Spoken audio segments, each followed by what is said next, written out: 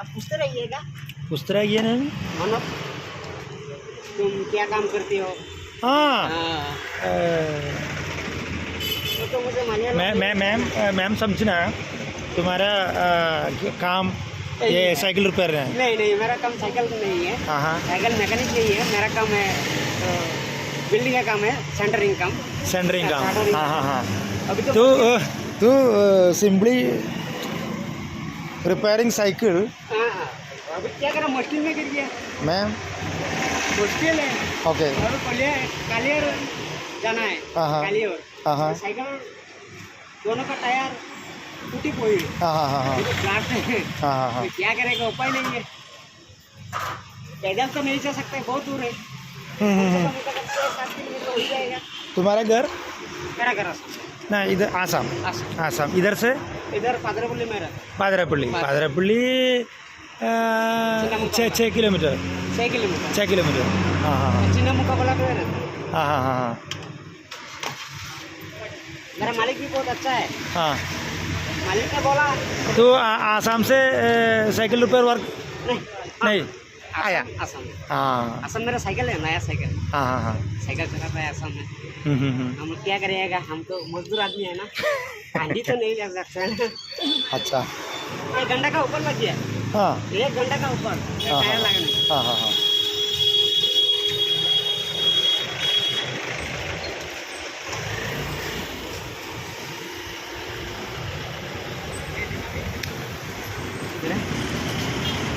Centre ही बंद करते हैं मेरा दूसरा। अच्छा उपाय नहीं है।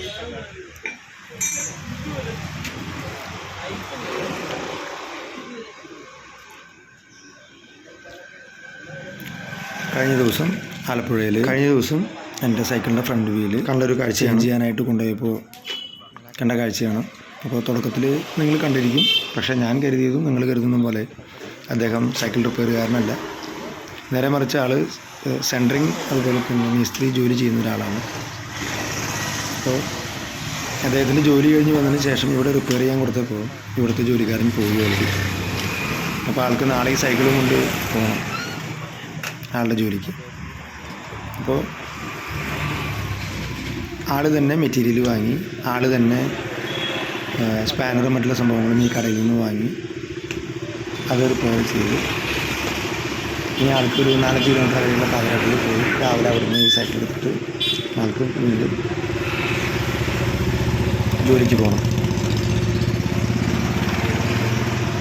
അപ്പോൾ സാഹചര്യത്തിനനുസരിച്ച് കൊണ്ട് അവരത് ചെയ്യും. ഒരുപക്ഷെ നമ്മൾ ആൾക്കാരാണെങ്കിൽ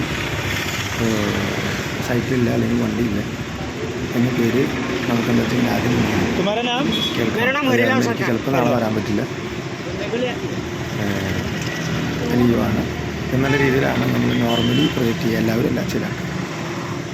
അപ്പം അത് നമുക്കൊരു ആവശ്യമായിട്ട് വരുന്ന സമയത്ത് നമ്മളതിനെ പ്രൊയാക്റ്റീവായിട്ട് എങ്ങനെ ഡീൽ ചെയ്യുന്നു എന്നുള്ളതിൻ്റെ ഏറ്റവും ബെസ്റ്റ് എക്സാമ്പിളാണ്.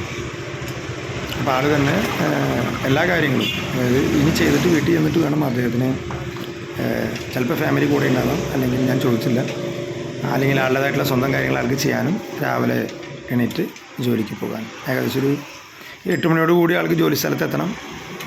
ഓക്കെ, അപ്പോൾ എന്തായാലും സെൽഫ് സഫിഷ്യൻ്റായിട്ട് ചെയ്യുന്ന ചില കാര്യങ്ങൾ വർത്താണ്.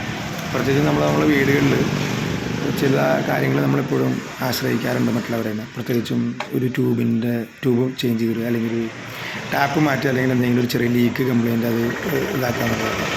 പക്ഷേ ഇതൊരു നല്ലൊരു ആക്റ്റാണ്, അപ്രീഷ്യബിളാണ്.